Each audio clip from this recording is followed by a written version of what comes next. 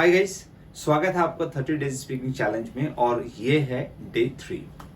तो गाइस आज डे 3 में हम बहुत कुछ ऐसी चीजें सीखने जा रहे हैं जो आपको बेसिक लेवल पे बहुत हेल्प मिलेगी, खासकर सेंटेंसेस बनाने में।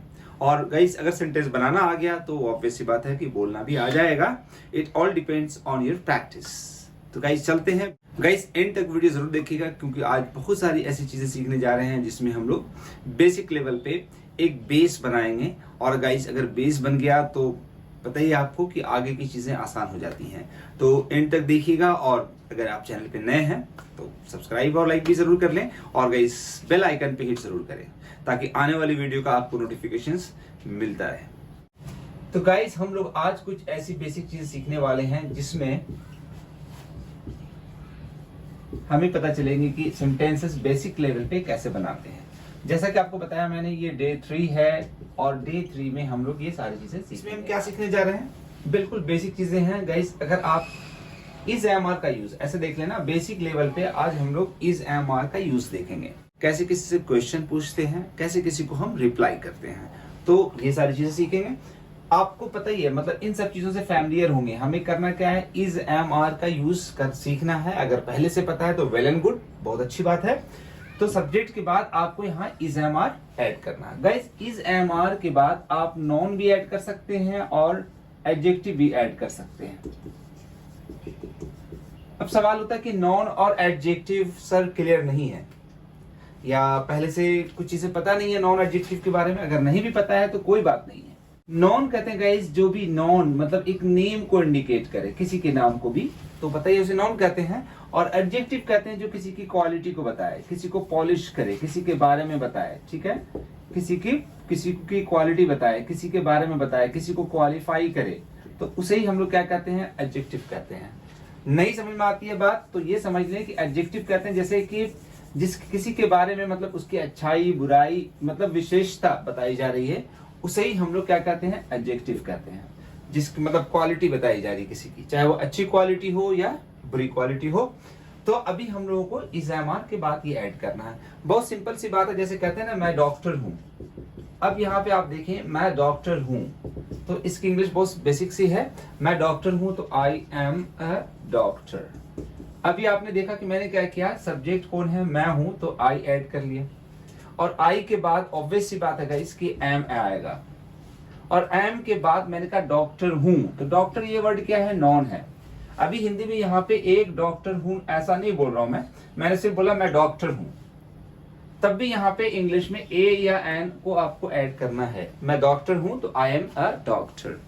अगर कोई हिंदी में कहे मैं एक डॉक्टर हूं तब भी इंग्लिश यही होनी है, और मैं डॉक्टर हूं तब भी इंग्लिश यही होनी है। तो गाइस हम लोग डिस्कस कर रहे थे कि यहाँ पे अगर एक डॉक्टर है लिखा तब भी ठीक है, आई एम अ डॉक्टर, और एक नहीं है तब भी आपको इंग्लिश में ए लगाना है। आप ये नहीं बोलेंगे आई एम डॉक्टर। अभी बात ये होती है कि ए कहाँ लगाएंगे और एन कहाँ लगाएंगे, तो बहुत थोड़ा सा एक मतलब जल्दी से देख लेते हैं हम लोग। एन यूज करेंगे वॉवेल से पहले, कोई भी वॉवेल वर्ड आ रहा है उससे पहले आपको एन लगाना है, और कॉन्सोनेंट से पहले आपको ए ऐड करना है। लेकिन ये ध्यान रहे कि जो वर्ड काउंटेबल हो उसी के साथ। अगर आपने कहा कि ये पानी है तो दिस इज अ वाटर नहीं होगा, सिर्फ क्या होगा, दिस इज वाटर, क्योंकि वाटर काउंटेबल वर्ड नहीं है। जो भी काउंटेबल वर्ड होगा उसी के साथ हम लोग ए या एन ऐड करेंगे। तो ये अभी बात की चीजें हैं, बाद में देखेंगे, नहीं समझ में आ रहा है तो। अब हम लोग आगे ये देखने वाले हैं, जैसे किसी ने कहा कि मैं बीमार हूं, तो बहुत बेसिक सेंटेंस है, मैं बीमार हूं, तो इसके लिए मैं के लिए आई यूज कर लिया हूं। जो भी हिंदी के सेंटेंस के लास्ट में मैं डॉक्टर हूं, मैं बीमार हूं, वह खुश है, वह इस तरह की कोई भी चीजें ऐसी आ रही हैं तो आपको इस तरह से ऐड करना है आई एम। और बीमार के लिए इंग्लिश आपने कहा आई एम इल या आई एम सिक। यहां तक तो ठीक है। अब थोड़ा हम लेवल अपना जो है अपग्रेड करते हैं, थोड़ा एक्सेलरेट करते हैं इसमें। अब देखते हैं, जैसे आपने कहा कि मैं खुश हूं तो इसकी इंग्लिश आपने बोल दी आई एम हैप्पी। ठीक है, बहुत अच्छी बात है। मैं खुश हूं तो आई, और आई के साथ हमें क्या ऐड करना है, एम ऐड करना है। और खुश ये एडजेक्टिव वर्ड है तो हैप्पी। अब आप कहेंगे sir I am a happy क्यों नहीं ऐड किया आपने, आई एम हैप्पी क्यों नहीं लिखा, ये क्यों नहीं बोल रहे हैं। तो बहुत बेसिक सी चीज है कि हैप्पी एक वर्ड क्या है, एडजेक्टिव है। और जब एडजेक्टिव है इसके बाद कोई नॉन नहीं आ रहा है तो हम वहां पे ए या एन नहीं लगा सकते हैं। और दूसरी चीज ये भी है, हिंदी में भी देख ली कि मैं एक खुश हूं, काउंट कर सकते हैं इस वर्ड को? नहीं कर सकते हैं, तो आप यहाँ पे ए या एन लगाने की बात ही नहीं है। आपने सिर्फ बोला मैं खुश हूं, आई एम हैप्पी। हाँ, अब ये सेंटेंस थोड़ा सा इसमें और बढ़ा लेते हैं हम लोग। मैं आपसे मिलकर खुश हूं। अब आप यहाँ पे देखें, थोड़ा सेंटेंस मैंने बढ़ा दिया इसको, मैं आपसे मिलकर खुश हूं। तो पहले क्या है, मैं खुश हूं, तो इसकी इंग्लिश यही जो पहले आपने बेसिक्स में देखा कि आई एम हैप्पी, मैं खुश हूं। आपने देखा आई ऐड किया मैंने, आई के साथ एम लगाया, खुश हूं, हैप्पी एडजेक्टिव वर्ड आ गया। अब आगे है कि आपसे मिलकर, ये थोड़ा एक एक्स्ट्रा आ गया सेंटेंस में, तो इसके लिए हम लोगों को करना क्या है, आगे टू लगाना है। आई एम हैप्पी टू, और मिलना तो इसकी इंग्लिश होती है meet, I am happy to meet you, मैं आपसे मिलकर खुश हूं। बस आपको ध्यान ये देना है कि जब सेंटेंस इस तरह की कुछ हो कि मैं आपसे मिलकर खुश हूं, मैं ये सुनकर दुखी हूं, मैं आपका रिजल्ट देखकर बहुत हैरान हूं, तो कुछ ऐसे सेंटेंस आ गए, तो यही स्ट्रक्चर फॉलो करना है। बस आपको आगे टू इसलिए लगाना पड़ रहा है क्योंकि देखिए आप, मैं आपसे मिलकर खुश हूं, तो ये मिलना बीच में ना वर्ब आ गया, तो वर्ब जब आ जाए बीच में तो उससे पहले टू लगा के आप सेंटेंस को आगे बढ़ा सकते हैं। मतलब टू के बाद जब भी होगा तो यहाँ पे वर्ब की फर्स्ट फॉर्म आपको ऐड कर देना है। अब किससे मिलकर, आपसे, तो टू मीट यू। जैसे एक दो सेंटेंस और देखते हैं, मैं उसके बारे में सुनकर दुखी हूं। अब आप देखें, मैं उसके बारे में सुनकर दुखी हूं, तो पहले क्या है, मैं दुखी हूं, आपको ये ऐड करना है क्योंकि मेन सेंटेंस हमें यही देखना है। तो आई एम, अब दुखी हूं, दुखी के लिए हम लोग इंग्लिश क्या यूज कर रहे हैं, सैड, क्योंकि सैड क्या है, ये एडजेक्टिव वर्ड है, तो मैं दुखी हूं, आई एम सैड। आपके बारे में सुनकर, तो आगे फिर अब यहाँ पे सुनकर, सुनना वर्ब है, तो अब आपको टू लगाना है। टू, अब सुनना इंग्लिश क्या हो जाएगी, लिसन, टू लिसन आपके बारे में, टू लिसन अबाउट यू। अब ये पूरा सेंटेंस हो जाता है, I am sad to listen about you, मैं आपके बारे में सुनकर दुखी हूँ। मैं उसके बारे में सुनकर दुखी हूँ, I am sad to listen about him. मैं उनके एक्सीडेंट के बारे में सुनकर दुखी हूँ। तो ऐसे कुछ भी सेंटेंस आ जाए तो पहले आपको यही ऐड करना कि मैं दुखी हूँ, वह दुखी है, वह खुश है। जैसे आपने एक सेंटेंस कहना है, वह यहां आकर खुश नहीं है। अब आप देखिए कि खुश नहीं है, तो पहले आपको ये सेंटेंस ऐड करना है, ठीक है, ये सेंटेंस बनाना है। वह खुश नहीं है, तो वह की इंग्लिश क्या होगी, यहाँ पे सब्जेक्ट को ना वह, तो उसके लिए आपने ही लगा लिया। अगर किसी लड़की की बात हो रही है तो शी कर लेंगे, उसके साथ ही या शी के साथ आपको पता है इज लगाना है। थर्ड पर्सन सिंगुलर कोई भी हो, तीसरा आदमी जिसके बारे में बात हो रही है, तो वहां पे इज लगाना है। उसके बाद आपको एडजेक्टिव चाहिए, तो इसमें एडजेक्टिव को ना, खुश नहीं है, तो नहीं के लिए थोड़ा सा आपको यहाँ पे नॉट पहले ही लगा देना है। नॉट जब भी लगेगा तो इज एम आर के बाद, तो ही इज नॉट, क्या नहीं है, वो खुश नहीं है, तो ही इज नॉट हैप्पी। अब आगे सेंटेंस आता है कि यहां आकर, तो अब यहां आकर, तो आगे वर्ब है, तो टू लगाकर पहले वर्ब लगाना है, आना, तो टू कम, और यहां की इंग्लिश बस आप आगे ऐड कर देंगे, to come here, he is not happy to come here. जैसे कहते हैं ना, वह ये फोन खरीद कर खुश नहीं है, तो पहले वह खुश नहीं है, तो ही is not happy, he is not happy क्या कर, फोन खरीद कर, ये फोन लेकर, ये फोन खरीद कर, ये फोन खरीदने के बाद, ऐसा कुछ सेंटेंस आ रहा है, तो आगे टू लगा देना है, और खरीदने की इंग्लिश पहले आपको बोलनी है, टू बाई दिस फोन। वह यह फोन खरीदकर खुश नहीं है, वह ये फोन लेकर सेटिस्फाइड नहीं है, तो आप बोल सकते he is not satisfied to buy this phone. तो गाइस, इस तरह से आप एक बेसिक सेंटेंस को आगे बढ़ाकर अपनी लाइफ में थोड़ा उस सेंटेंस को आगे स्टैंडर्ड बढ़ा सकते हैं, और इससे आपको काफी चीजें, मतलब काफी सीखने को मिलेगा, काफी हेल्प मिलेगी, काफी बोलने में इसका यूज किया जाता है। जैसे कहीं आप स्टेज पर खड़े होकर बोलते हैं कि मैं यहाँ आकर बहुत खुश हूँ कि मुझे यहाँ स्टेज पर बुलाया गया है, तो मैं बहुत खुश हूँ, I am very happy to stand here, I am very glad to stand here, मैं यहाँ खड़ा होकर बहुत खुश हूँ, मैं आप लोग को देखकर बहुत खुश हूँ कि आप लोग यहाँ पर आए हुए हैं। तो यहाँ पे बहुत खुश हूँ, तो पहले इंग्लिश ये होगी, I am very happy to see you here, आप लोग को यहाँ देखकर मैं खुश हूँ। तो आपने देखा कि इज एम आर के बाद मैंने एडजेक्टिव लगा के आगे टू लगा दिया है। अब आगे हम लोग कुछ, अब आप देखें सेंटेंस में ही के साथ मैंने एब्जॉर्ब लगा दिया, he is absorbed, he is absorbed in his study। तो गाइस, यहाँ पे आपने देखा कि एब्जॉर्ब भी क्या है, वर्ड एडजेक्टिव है। बस यहाँ पे थोड़ा सा प्रॉब्लम ये है कि एब्जॉर्ब्ड के बाद प्रीपोजिशन जो है इन लगाना जरूरी है। He is absorbed in study, मतलब वह पढ़ाई में मशगूल है, व्यस्त है, मतलब बिल्कुल पूरी तरह से पढ़ाई में लगा हुआ है। तो ये एब्जॉर्ब्ड का मतलब ये होता है, मतलब किसी काम में बिल्कुल बिजी होना, मन लगाकर पढ़ना, मन लगाकर काम में लगे होना, पूरे ध्यान के साथ, अटेंशन के साथ। तो वहां पे एब्जॉर्ब्ड यूज करा। तो एब्जॉर्ब्ड क्या है? एक एडजेक्टिव वर्ड है। वैसे एब्जॉर्ब मतलब सोखना, जज्ब करना भी होता है, लेकिन वो एब्जॉर्ब है, यहाँ बी तक वो वर्ब होता है, लेकिन ईडी लगा देने से वर्ब की थर्ड फॉर्म यहाँ पे नहीं है।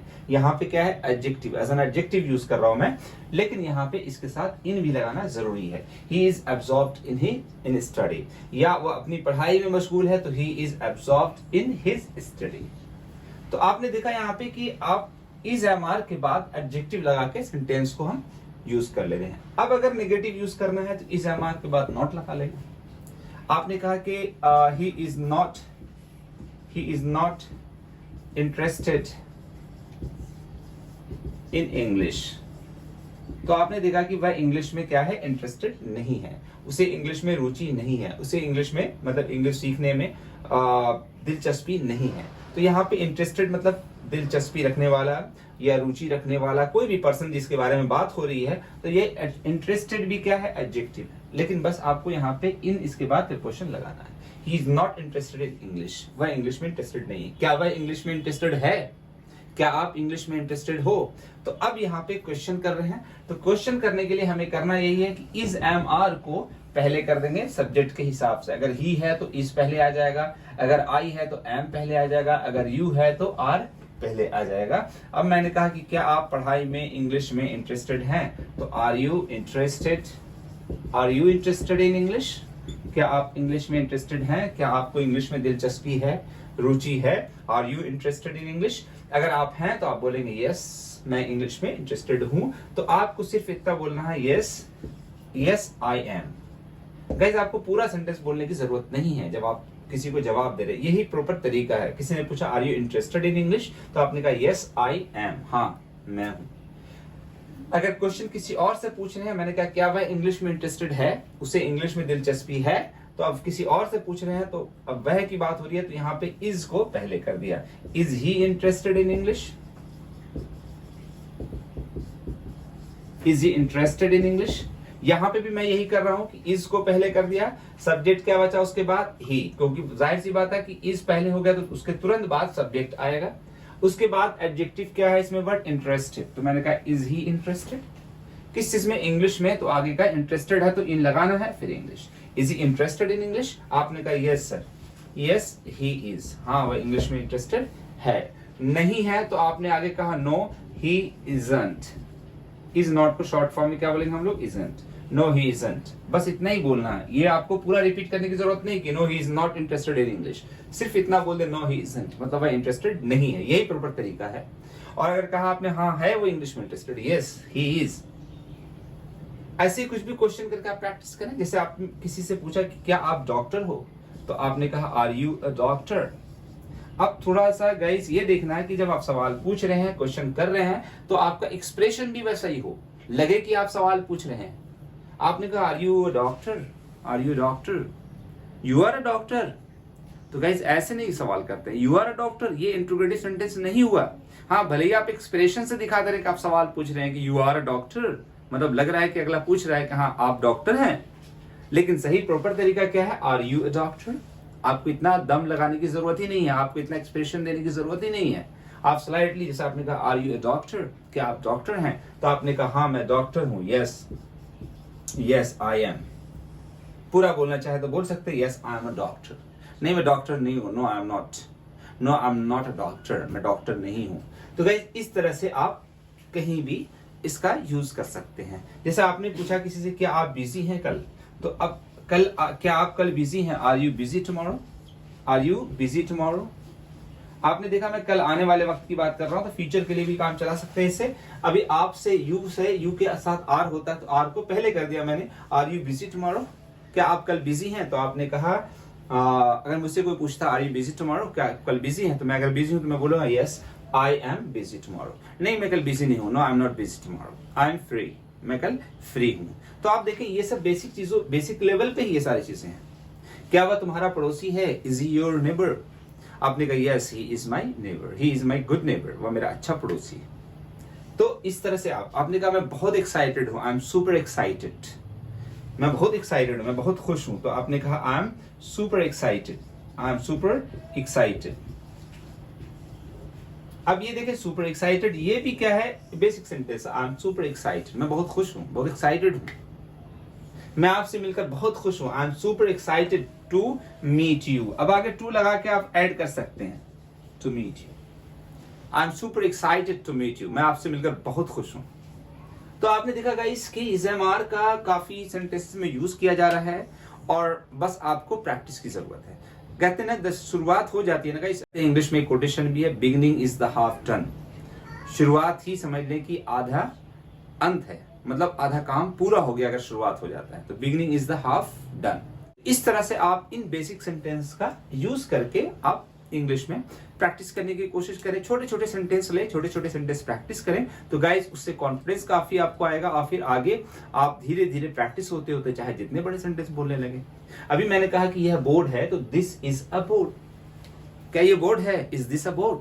तो आप खुद से सवाल करें, अगर आपको कोई मिलना बात करने वाला भी नहीं मिल रहा है ना, तो आप खुद से सवाल करें, खुद जवाब दें। मैंने कहा क्या यह बोर्ड है? खुद ही सोचा, मैंने कहा इज दिस अ बोर्ड? मैंने खुद जवाब दिया हाँ यह बोर्ड है, of course this is a board, this is a white board, ये व्हाइट बोर्ड है। आपने कहा कि क्या आप सेटिस्फाइड हैं? Are you satisfied? आपने कहा यस आई एम सेटिस्फाइड। नहीं मैं सेटिस्फाइड नहीं हूं, no I am not satisfied with your answer, मैं आपका आंसर से सेटिस्फाइड नहीं हूं। कोई टेंस की जरूरत नहीं है, अभी हमने कुछ भी इसमें से टेंस के बारे में डिस्कस ही नहीं किया है, वो आगे आने वाली वीडियो में डिस्कस करेंगे। तो गाइस मिलते हैं अगली वीडियो में, तब तक के लिए आप प्रैक्टिस करते रहें, सीखते रहें।